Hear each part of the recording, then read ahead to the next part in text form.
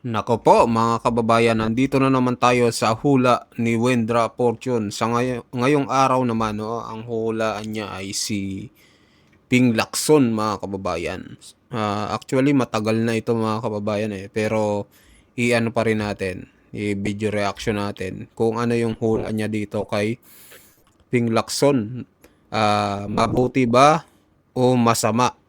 Ano kaya ang kahinatnan mga kababayan? So mag-comment kayo kung ano masasabi nyo dito.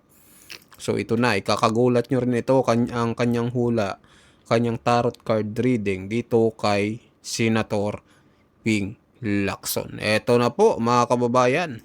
Po, magandang araw po. Ito na naman po tayo. Request po ito ng isa sa ating mga viewers.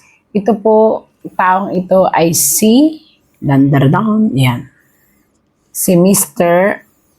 Pamphilo Lacson. Yan.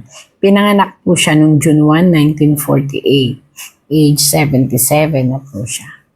Ano ba ang nakikita mo tarot kay Mr. Pamphilo Lacson? O Ping Lacson. Ayan. Kilala siya, no? Mas kilala siya sa Ping Lacson. Pakita mo sa akin, Be. Be yung tarot ko. Ayan. Ay, naku, bakit ganun agad? Baliktad talaga. Alam mo, Pangit agad ang nabunot guys. Ba't ganun si Ma'am Wendra, no? Ay naku, ba't ganun daw? Ayan, so tataka tuloy ako, natin. iniayos ko pa po ito na talagang pabaliktad. Alam niyo po kung bakit? May isang kasong muling magbubuhay. Ala May ka. isang kaso na kakaharapin ang ating si Ala ka, ano kayang kaso yun? Yun na ba yung ano? Sir Ping Lacson. Ito po ay kaso na may kinasasangkutan ng malaking halaga.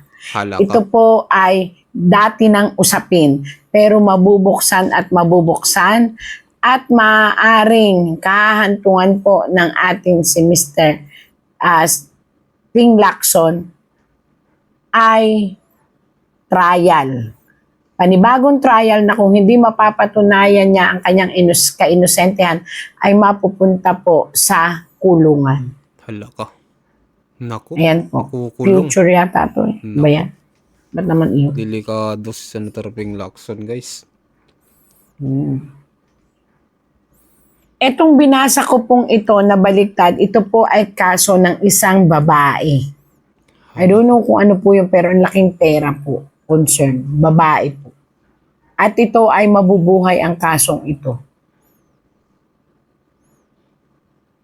Yung babae po yan ang daing pera dati, nakulong po yan, kaya nakaganyan, may hawak po siya na gano'n. Statue of, parang nakulong po yung babae. Yun, doon siya madadawit. Doon siya makakalkal ulit ang kaso na yun. Hindi ko alam kung ano po. At kailangan po niyang patunayan na siya ay inosente doon. Kung hindi po, talaga pong mapupunta siya sa trial na maaaring kapag natalo ay kulungan. Naku, makukulong daw mga kababayan. At sa mga bagong pasok pala mga kababayan, subscribe nyo po si Ma'am Wendra Fortune, no? Sa mga mahilig gusto makinig ng mga tarot card reading, punta po kayo sa channel niya, no? Marami na po siyang mga nahulaan, no? Mga tarot card reading. Hindi lang po itong si Ping Lacson, si BP Sara, si former President Duterte, basta halo-halo, Tito Soto, sino pa ba, basta marami mga kababayan patungkol po sa politics. So tuloy po natin. Sa ngayon po, nananahimik ang ang mga tao na nagiinit sa kanya. Bakit po? Kasi mayroon siyang kakaharapin. Kumbaga yung mga taong nagiinit sa kanya, di ko alam kung sino yon, may mga kalaban po siya na hindi kasama sa politika, wala sa politika. Hala ko. Ayan po. Nagiinit sa kanya, di ko alam kung bakit. nananahimik, pero ang pananahimik pong iyon ay mayroon silang binabalak na imbestigahan o lumapit sa isang mataas na tao. At yung lalapitang yun ay magbubulgar ng anumang sekreto ng anumalyang nakita ng tarot. Ano ba yun? Bakit gano'n naman itong tarot ni Sir Ping Lacson? Kaya kung nasaan man po si Sir Ping Lacson at naririnig nyo po ito, ay kinakailangan nyo pong humanap o gumather ng magandang mga ebidensya. Kasi po, 3 trial ang magaganap. Di ko lang alam kung bago matapos ang taon o next year. 3 trial na mga cases. Yung isa po ay cases ng isang babae na parang na-involve at nakulong. Yun yun, no? Ayan po. Yan, ikaw to. Kasi ito po yung babae. Yan.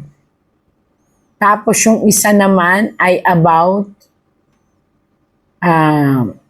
sa militar, sa mga parang militar, yung may mga defense or what.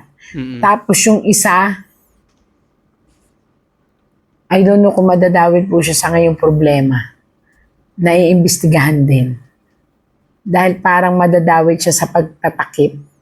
Naku. Hindi ko alam kung sino Talaga? itong pinagtatakpan niya, pero isang babae at isang lalaki. Pinagtatakpan po niya. At maaaring yung 3 kasong yun ay magsunod-sunod. Yun po ay magiging kasong paglalabanan sa korte. Pero kung mapapatunayan naman po niya na ang mga ebidensya niya, yun, ang sabi dito, kailangan niyang gawing mapatunayan para hindi mapunta siya sa mas matinding kahihingan.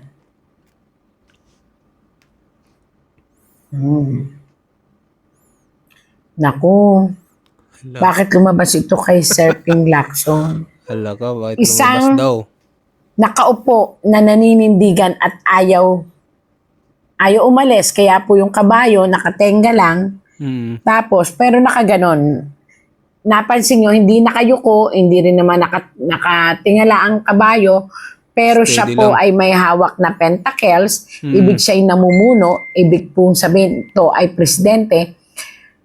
Ayaw niyang umalis, kaya nakatenga po yung kabayo. Ang kabayo po ay ayaw humakbang man lang.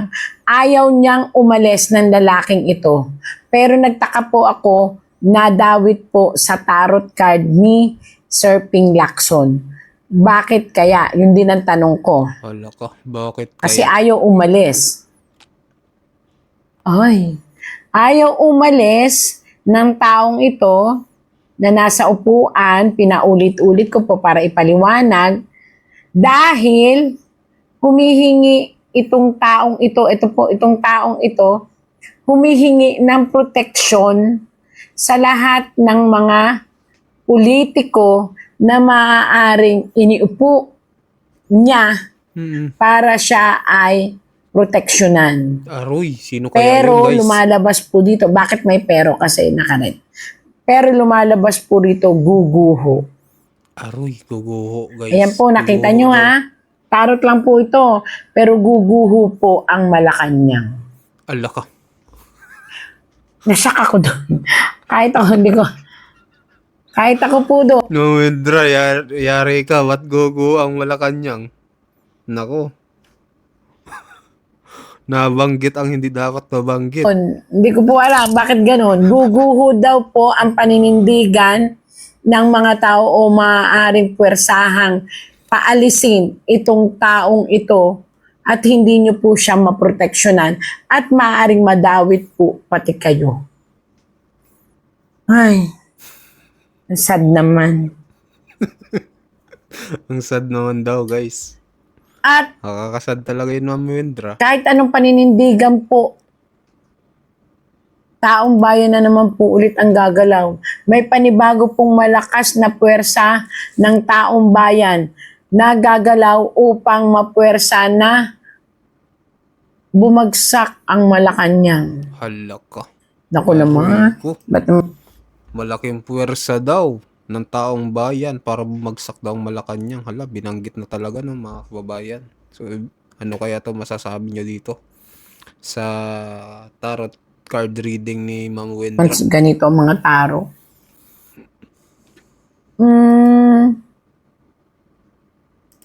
Kaya lang, bakit kaya lang? Nakita nyo to nakabaliktad na isang palasyo, loob ng palasyo.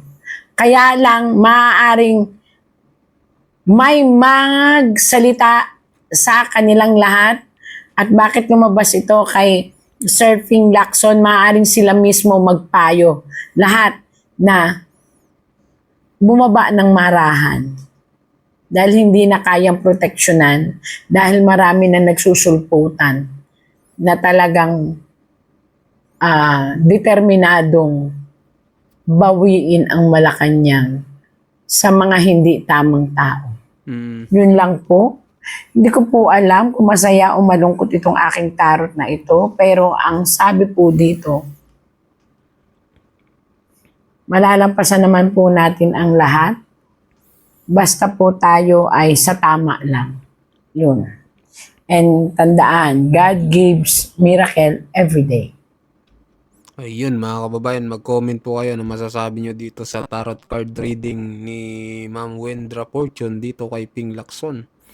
Pabor ba kayo o hindi? So mag-comment kayo sa mga bagong pasok yan. Pa-subscribe din po ng ating channel mga kababayan. Maraming salamat po sa inyong lahat.